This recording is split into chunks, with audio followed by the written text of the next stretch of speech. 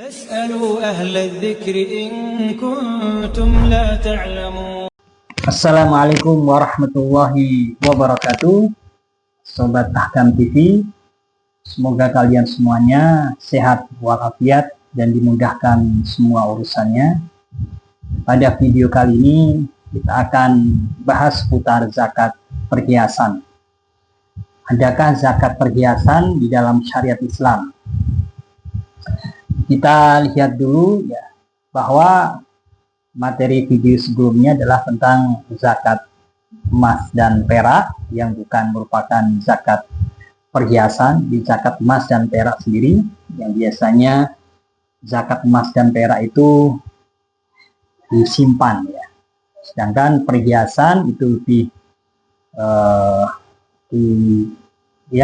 peruntukan untuk pemakaian ya, pemakaian dan juga bisa untuk diperdagangkan. Di sini kita akan bahas dua aspek ya. Yang pertama adalah zakat ya perhiasan emas dan perak. Kemudian yang kedua adalah zakat perhiasan selain emas dan perak ya, seperti mutiara dan batu berharga yang lain. Yang pertama adalah zakat perhiasan emas dan perak. Ini ada beberapa pandangan dari para ulama ya mengenai zakat perhiasan emas dan perak. Jumhur ulama menjelaskan bahwa atau menguatkan pendapat bahwa zakat perhiasan emas dan perak tidak ada. Yang ada hanyalah zakat emas dan perak ya, karena zakat emas dan perak itu lebih diperuntukkan untuk disimpan ya, sehingga mengalami pertambahan nilai atau nilainya semakin bertambah. Sedangkan zakat dalam bentuk perhiasan emas dan perak itu tidak mengalami kenaikan nilai ya, karena lebih peruntukannya untuk dipakai ya. Sobat Ahkam, pendapat yang kedua yang menyatakan bahwa zakat perhiasan emas dan perak itu ya disamakan ya atau dikiaskan dengan zakat emas dan perak, di mana harus memenuhi ya dua kriteria penting. Yang pertama kriterianya adalah memenuhi nisab emas ya. Kalau perhiasan emas berarti memenuhi nisab emas senilai 20 dinar ya, 20 dinar untuk yang emas ya murni ya 24 karat. Sedangkan perak itu 5 uqiyah ya, 5 uqiyah atau setara dengan 200 dirham. Kalau 20 dinar berarti kita hitung ya, satu dinarnya itu menurut penelitian dari Syekh Muhammad bin Shalih Al-Utsaimin, penelitian yang dilakukan oleh para ulama kontemporer itu menjelaskan bahwa satu dinar itu setara dengan 4,25 gram emas ya, emas murni. Ya, sehingga 20 dinar itu ya setara dengan 85 gram emas murni. Sedangkan untuk perak itu ya senilai 5 uqiyah ya, satu uqiyah itu ya senilai dengan 40 dirham ya. Sehingga 40 dirham ya kita kalikan 5 ya, karena 5 uqiyah itu senilai 200 dirham.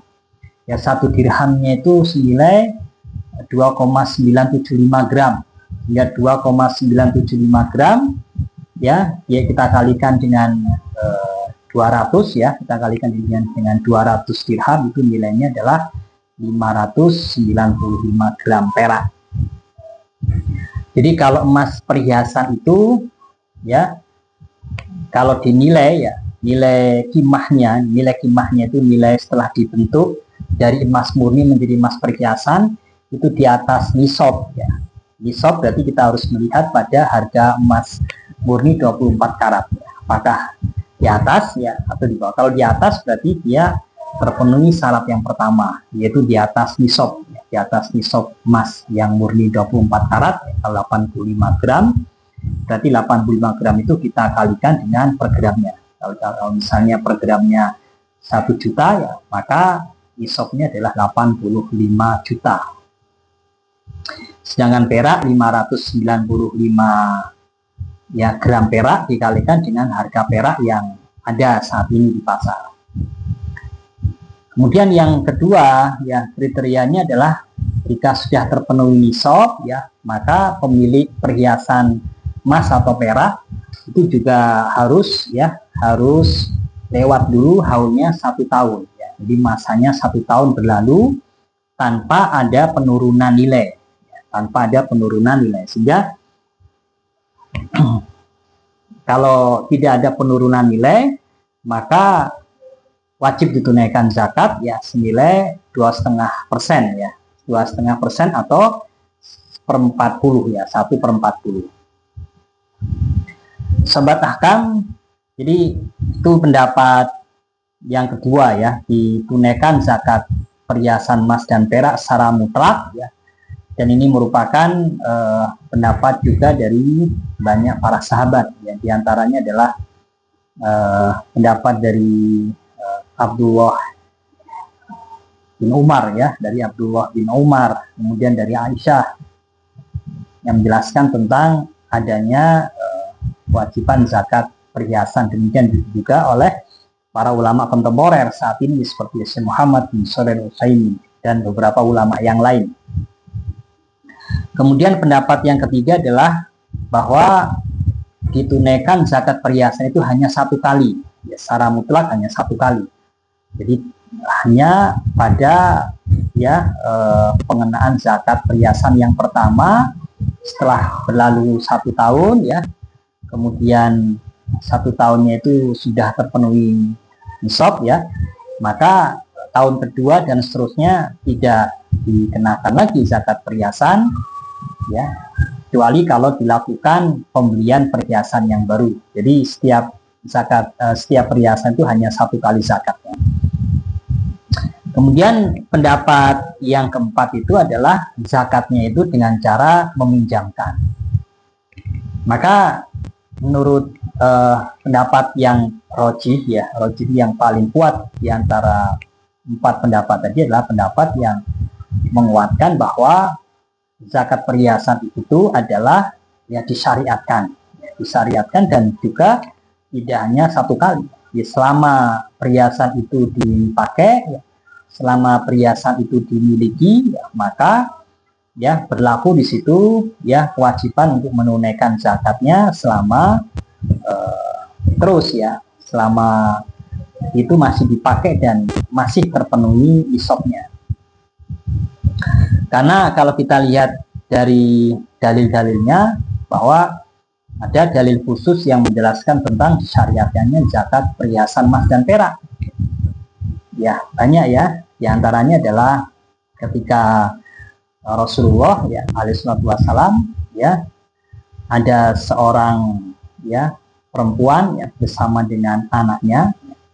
Kemudian perempuan tadi membawa gelang ya, membawa gelang dari emas ya. Kemudian Rasulullah mengatakan, apakah engkau sudah membayar zakatnya dari perhiasan itu, dari perhiasan gelang emas yang kau kenakan? Belum, wahai Rasulullah. Kemudian Rasulullah mengatakan, apakah engkau sudi ya, nanti di hari kiamat Allah akan ya pakaikan gelang emas itu ya yang sudah dipanaskan, yang sudah mendidih dalam keadaan panas itu di tanganmu. Maka serta merta ya perempuan tadi menyerahkan perhiasan emas itu kepada Rasulullah. Demikian pula dalam hadis yang lain ya, tentang perhiasan perak ya, di mana Aisyah radhiyallahu taala anha ketika menemui Rasulullah ya, dia mengenakan perhiasan dari perak. Kemudian Rasulullah mengatakan, apakah sudah engkau bayarkan zakatnya? Belum, wahai Rasulullah. Kemudian Rasulullah mengatakan ya, tunaikanlah ya zakat dari perhiasan perak.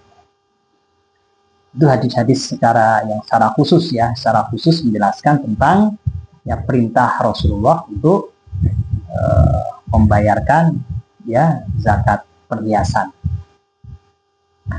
Kemudian setelah kita tahu pendapat yang paling kuat ya, maka kita harus mengetahui tadi kriterianya jadi harus terpenuhi ya, tetap ya nisabnya ya seperti nisab zakat emas dan perak ya. Kalau zakat perak dari senilai 85 ya 85 gram ya, emas murni 24 karat ya. Kemudian kalau perak ya senilai 595 gram perak. Jadi misalnya kalau seorang memiliki perhiasan ya, perhiasan dari emas ya, yang dia kenakan itu ya 80 misalnya 100 gram ya, katakan 100 gram. Kemudian kalau dihitung ya nilainya setelah dibentuk ya, telah disepuh menjadi perhiasan, itu nilainya di atas nilai nisab zakat emas ya. Misalnya kalau nisab zakat emasnya adalah 85 gram ya, kalau 1 gramnya senilai 1 juta misalnya, nilainya adalah misalnya 85 juta, sedangkan ketika nilai kimahnya itu ya misalnya 100 juta, maka yang dihitung adalah 100 jutanya ya, 100 juta dikalikan dengan 2,5% ya. Jadi zakatnya adalah 2,5 juta. Itu kalau zakat emas ya. Demikian pula zakat perhiasan dari perak. Kalau zakat perhiasan selain dari emas dan perak ya, tidak wajib ditunaikan zakatnya, karena zakat itu termasuk bagian dari ibadah ya. Tidak bisa kita ya mengenakan satu kewajiban ibadah tanpa ada dalil yang melarang ya. Meskipun jumhur ulama menjelaskan tentang adanya zakat perhiasan emas dan perak ya, tetapi yang paling kuat ya berdasarkan pada hadis-hadis sahih yang secara khusus menjelaskan tentang adanya zakat untuk perhiasan emas dan perak ya, dan juga agar kita selamat dari silang pendapat ya, dari khilaf ya di kalangan para ulama, maka kita tunaikan zakat perhiasan emas dan perak yang kita miliki. Kemudian kalau perhiasan itu diniatkan untuk diperdagangkan ya, berarti nanti masuk pada pembahasan tentang zakat perdagangan ya. Zakat perdagangan insya Allah nanti akan kita bahas pada video selanjutnya. Jadi itu Sobat Ahkam, semoga bisa dipahami dengan baik ya materi tentang zakat perhiasan emas dan perak, yang intinya bahwa zakat perhiasan emas dan perak itu tetap disyariatkan ya, tidak hanya satu kali ya, ketika kita miliki, tetapi ya terus ya ada kewajiban zakatnya sepanjang tahun ya, jika terpenuhi ya nisab ya, dan juga sudah melewati haul 1 tahun, terus kita bayarkan kewajiban zakatnya. Dan untuk pembayaran zakatnya sobat, itu bisa dilakukan ya pembayaran zakat perhiasannya dengan perhiasan senilai dari jumlah zakatnya. Jadi misalnya kalau tadi 100 gram ya, 100 gram itu kita misalnya nilainya 100 juta ya, kalau 100 juta dikalikan dengan 2,5% ya, maka kita bisa membayarkan perhiasan yang senilai 2,5 juta. Atau menurut pendapat Ibnu Taimiyah ya rahimahullah taala, bahwa pembayaran zakat itu ya menyesuaikan dengan kebutuhan satu masyarakat. Jadi kalau masyarakatnya itu membutuhkan ya lebih kepada uang tunai karena lebih memberikan kemaslahatan ya, dan lebih lebih banyak maslahatnya ya, itu memenuhi kebutuhan dari masyarakat ya, karena kondisi sekarang juga sedang sulit ya, misalnya ekonomi sedang sulit, sehingga lebih maslahat ya untuk dibayarkan dalam bentuk tunai, maka pembayaran dalam bentuk uang itu akan lebih baik dan lebih bermanfaat kepada masyarakat. Jadi itu ya Sobat Ahkam yang dimuliakan Allah Subhanahu wa taala, semoga kita bisa lanjutkan pada video selanjutnya. Dan semoga Sobat Ahkam semuanya, saya doakan semoga senantiasa sehat dan dimudahkan semua urusannya. Assalamualaikum warahmatullahi wabarakatuh. La ilaha illallah Muhammadun Rasulullah alaihi salatullah wa alihi wal ahibba